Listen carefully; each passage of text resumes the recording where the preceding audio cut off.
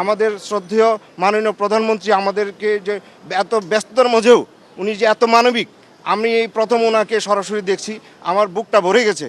এবং উনি আমাদেরকে সময় দিয়ে যে দুটা কথা বলছে, আলহামদুলিল্লাহ আমরা খুবই সন্তুষ্ট।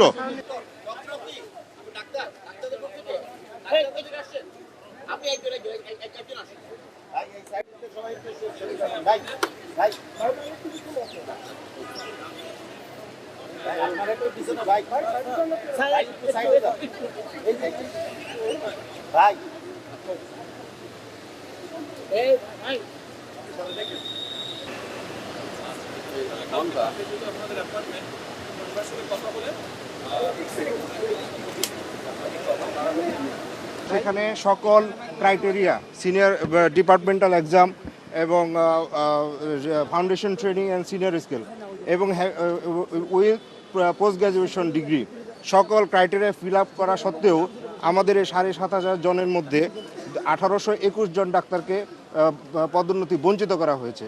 কিন্তু আমরা যখনই মন্ত্রণালয়ে আসতাম তখন এর কোনো ব্যাখ্যা বা এর কোনো সদুত্তর ওনারা এক কথায় দিতে পারতেন না। কিন্তু আমরা ভিতরে জানতে পারছি বিশেষ এক রাজনৈতিক সংশ্লিষ্টতার কারণে এই ডাক্তারদেরকে পদোন্নতি বঞ্চিত করেছেন।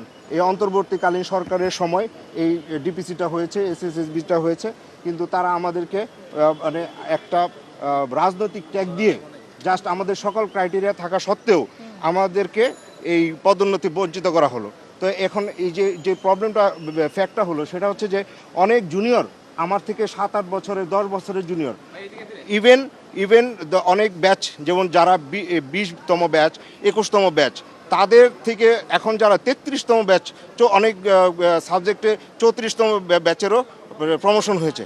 কিন্তু দেখা যাচ্ছে যে 12-13 বছরের গ্যাপ, একই টেবিলে বসে অফিস করা একই প্রতিষ্ঠানে, এটা আমাদের জন্য খুবই মানে অপমানজনক এবং হতাশাজনক।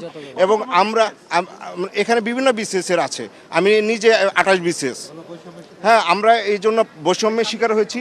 আমাদের শ্রদ্ধেয় মাননীয় প্রধানমন্ত্রী আমাদেরকে যে এত ব্যস্ততার মধ্যেও উনি যে এত মানবিক, আমি এই প্রথম ওনাকে সরাসরি দেখছি, আমার বুকটা ভরে গেছে।